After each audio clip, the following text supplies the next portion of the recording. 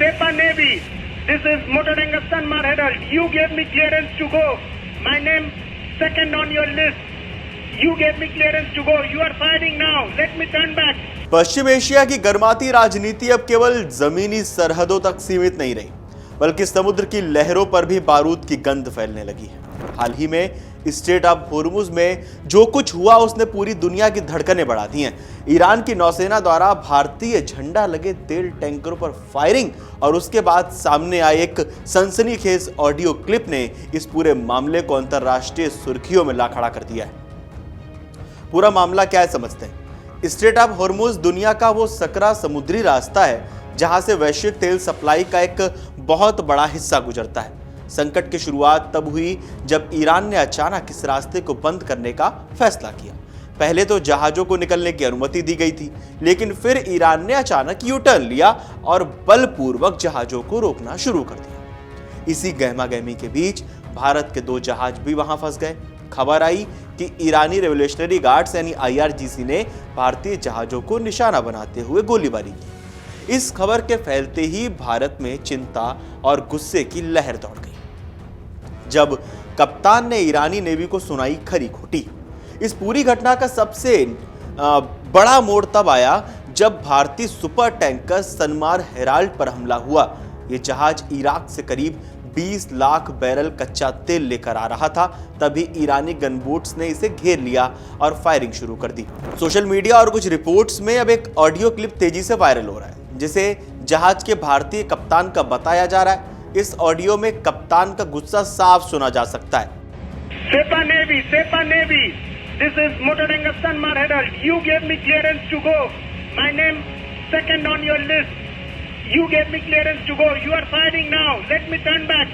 उन्होंने ईरानी नेवी के अधिकारियों को फटकार लगाते हुए पूछा कि जब हमें पहले गुजरने की अनुमति दी गई थी तो अचानक ये हमला क्यों? हमारी जहाज की स्थिति सूची में दूसरे नंबर पर थी और हमें हरी झंडी दिखाई गई थी। फिर नियमों को ताक पर रखकर यह हरकत क्यों की गई? दरअसल ब्रिटेन की मैरीटाइम ट्रेड ऑपरेशंस यानी UKMTO ने भी इस हमले की पुष्टि की, जिससे यह साफ हो गया कि समुद्र में तनाव अब खतरनाक स्तर को पार भी कर चुका है। ईरान की 2 टूक अब कोई जहाज नहीं गुजरेगा।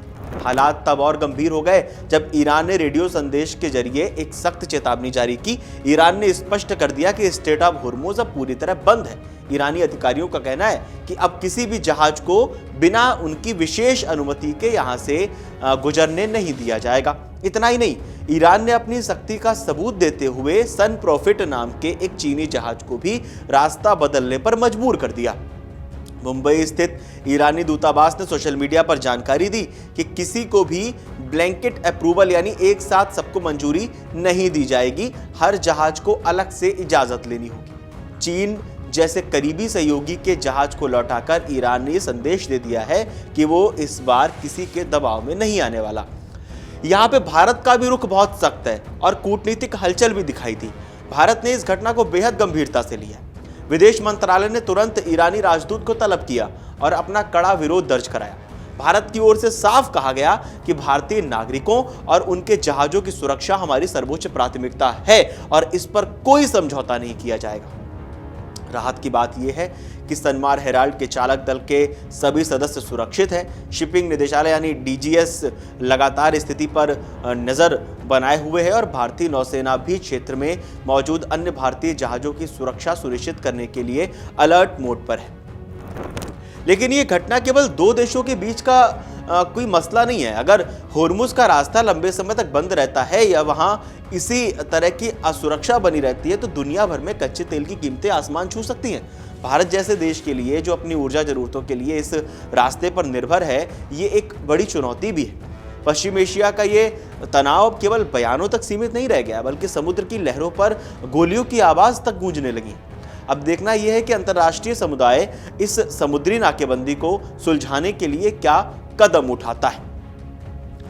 आप लोगों को क्या लगता है, मैं कमेंट बॉक्स में आप जरूर बताएं। देश दुनिया की तमाम बड़ी खबरें जानने के लिए देखते रहिए अमरउजाला.com। अगर आप ये वीडियो YouTube पर देख रहे हैं तो हमारे चैनल को सब्सक्राइब कर बेल आइकन दबाएं और Facebook पर देख रहे हैं तो हमारे पेज को लाइक करें।